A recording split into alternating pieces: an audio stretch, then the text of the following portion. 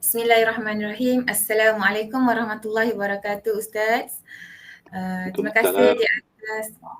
terima kasih di atas kesudian Ustaz meluangkan sedikit masa pada pagi ini untuk sesi temu bual kita. Sebelum itu izin saya memperkenalkan diri Ustaz, yang mana nama penuh Ustaz adalah Ustaz Arifin bin Zakaria, berasal daripada Terengganu dan telah berkhidmat ataupun berkecimpung dalam bidang pendidikan selama 26 tahun. Besar pengalaman Ustaz, di mana bermula pada tahun 1997 iaitu di Sekolah Menengah Kebangsaan Sultan Ibrahim Kulai dan seterusnya hingga kinilah di Sekolah Menengah Kebangsaan Bandar Putra Kulai. Daripada Terengganu berhijrah ke Johor, ya Ustaz? Johor, ya betul.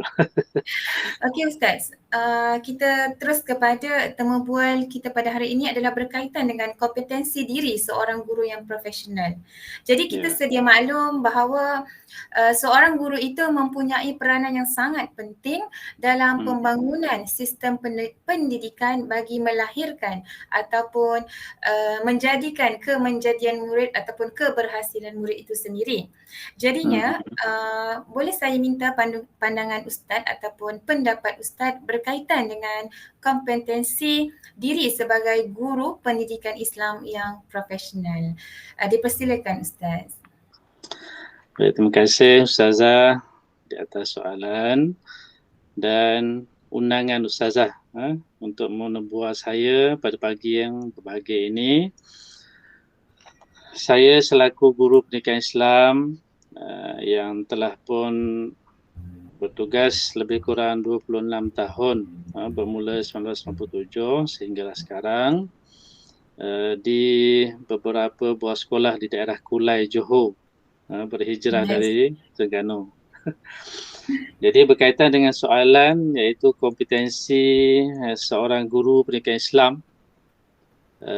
yang profesional untuk mendidik anak didik dan menjadikan mereka sebagai seorang yang berketerampilan. Seorang guru pendidikan Islam itu seharusnya mempunyai kompetensi yang tertentu. Antaranya kompetensi kepribadian. Diri seorang guru pendidikan Islam itu yang pertamanya mestilah berkepribadian yang stabil dan mantap, iaitu seorang guru pendidikan Islam itu harus bertindak sesuai dengan kehendak-kehendak ataupun norma-norma sosial ataupun masyarakat yang berlaku di sekelilingnya. Dan seorang guru itu juga mestilah bangga ataupun seronok menjadi seorang guru. Okey, dan konsisten dalam bertindak, iaitu antaranya mestilah berdisiplin ataupun melakukan tugas dengan penuh bertanggungjawab. Contohnya kalau dia pergi sekolah tu, hari ni pergi, besok tak pergi, bukan macam tu. Dia kena setiap hari kena pergi, dia kena rajin, dia kena berdisiplin dan mantap lah. Yang keduanya, seorang guru itu mestilah berkepribadian yang dewasa ataupun matang. Tak bolehlah kekanak-kanakan ataupun kebudak-budakan.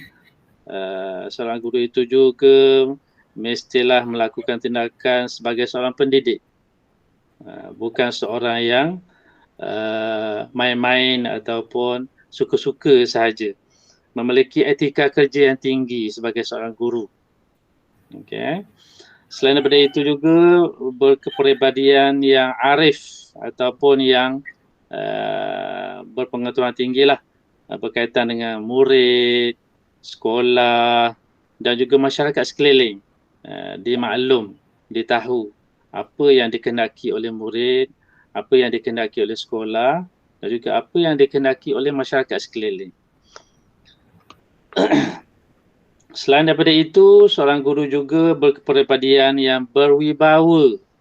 Maknanya dia memanglah mantap mempunyai perilaku yang memberikan pengaruh yang positif, bukan negatif. Memberikan impak yang baik kepada yang paling pentingnya diri seorang murid itulah yang kita didik tadi, dan juga persekitaran kita. Begitu juga seorang guru itu mestilah mempunyai akhlak yang mulia. Tak bolehlah melakukan perangai-perangai yang fasik ke ataupun perangai yang boleh dipertikaikan sebagai seorang pendidik yang baik.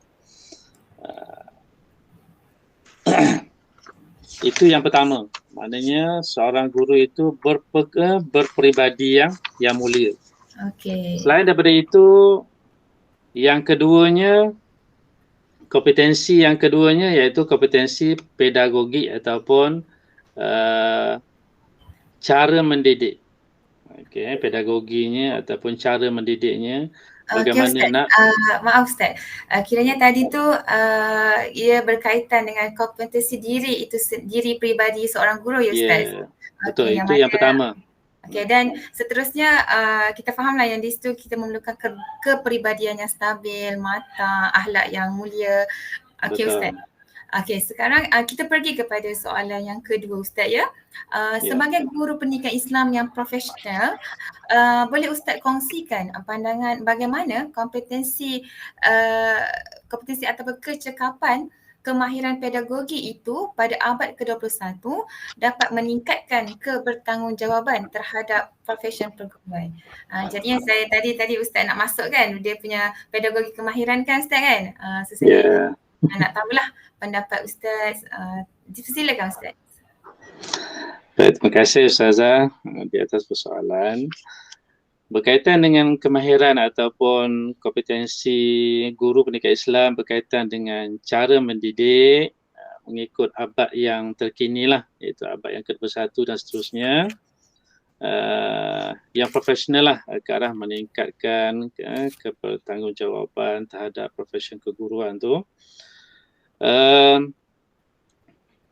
Yang pertamanya, guru tersebut mestilah mempunyai ciri-ciri ke arah tersebut. Ciri ke arah abad ke-21 tu. Antaranya, guru pendidikan Islam itu mestilah menguasai subjek ataupun bidang yang hendak disampaikan kepada murid tadi. Mestilah menguasai sepenuhnya. Tak boleh dia ala-ala kadar sahaja ataupun sikit je mengetahuinya dan banyak yang tak tahu. Itu tak boleh sebenarnya. Dia kena mengetahui sepenuhnya, sekurang-kurangnya yang mana wajib ditahu, yang mana sunat ditahu. Contoh yang saya boleh bagi tahu, kalau kita nak mengambil wudu, apa yang wajib kita tahu. Contohnya wajib itu 4 perkara sahaja. Yang selebihnya adalah sunat. Itu maknanya sekurang-kurangnya lah. Selain daripada itu, seorang guru juga mestilah mahir dan berketerampilan dalam menyampaikan isi ataupun maklumat pembelajaran tadilah berkaitan dengan sukatan ataupun cara menyampaikannya mengikut kaedah yang sesuai lah.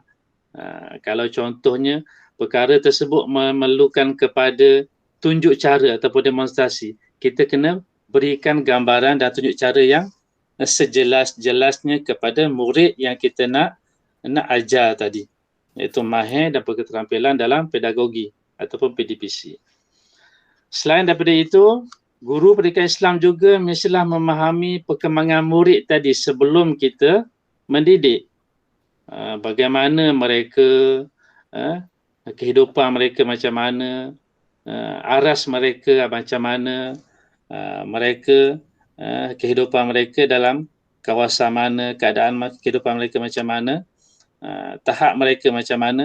Jadi kita boleh tahu mereka dah kuasai ataupun tak tahu langsung berkaitan dengan pendidikan Islam ataupun ilmu-ilmu yang berkaitan dengan Islam yang lain sebenarnya.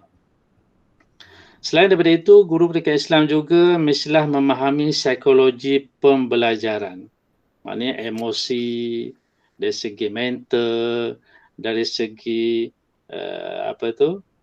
kasih sayang, semua sekali dia kena kuasai ataupun kena ambil tahu. Tak boleh kita shock sendiri, macam tu. Contohnya murid-murid kita dalam keadaan sedih, kita tak boleh terus masuk kelas tadi, kita terus mengajar, tak boleh. Kita kena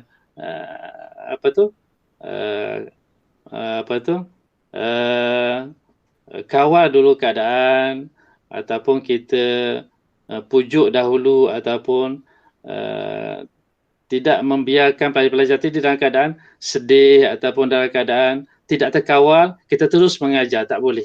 Kita kena dalam keadaan yang tenang, dan murid-murid tadi dalam keadaan bersedia.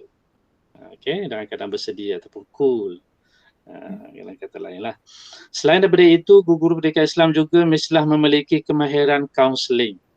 Maknanya pandai mengambil hati murid, pandai memujuk, dan pandai menggunakan kata-kata yang boleh memberikan impak ataupun kesan kepada sanubari murid tadi.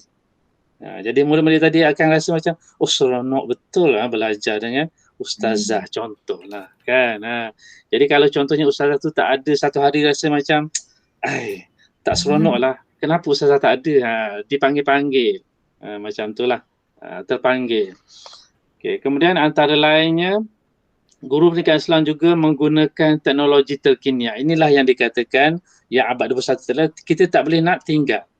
Kita kena guna juga IT contohnya lah, ataupun teknologi yang terkini, contohnya aktiviti-aktiviti yang berpusatkan murid tadi kita kena guna pakai. Supaya apa? Supaya mereka seronok, supaya mereka merasakan apa yang kita nak sampaikan tadi kita bersungguh-sungguh. Kita tidak main-main.